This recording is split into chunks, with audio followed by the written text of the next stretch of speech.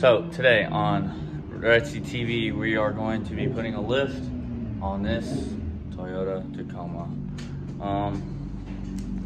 He bought a 3-inch rough country lift.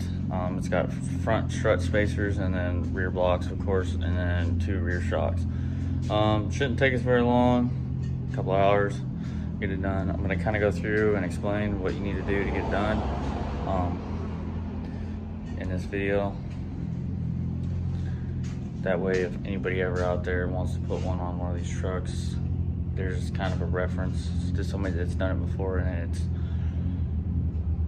they can know how the process is or what you got to do, and if it's hard. It shouldn't be hard.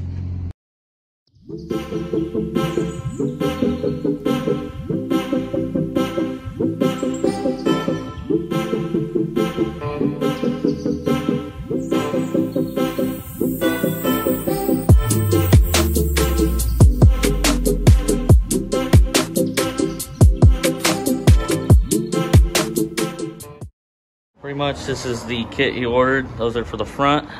Our rear blocks are U-bolts.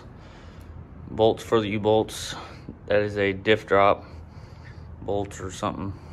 These are shocks for the rear, and then the hardware. So he got this online for, I forget what he paid for it, on roughcountry.com. You gotta take the tie rod end off and take the sway bar link off, disconnect that and that. This is not super tight. Ball joint, upper ball joint, you take it off, and then for the, there's 3 strut bolts, and then that's it. You do have to disconnect the sway bar and stuff, sway bar links from both sides, in order to somehow, or to get this, the strut out of the bucket over there, because it kind of gets in the way. That way you can slide this thing up and down.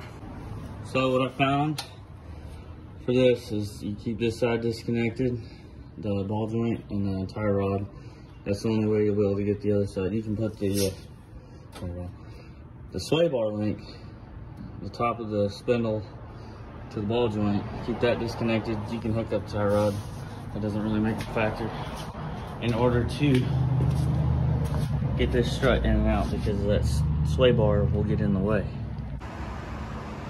And that's everything put back together.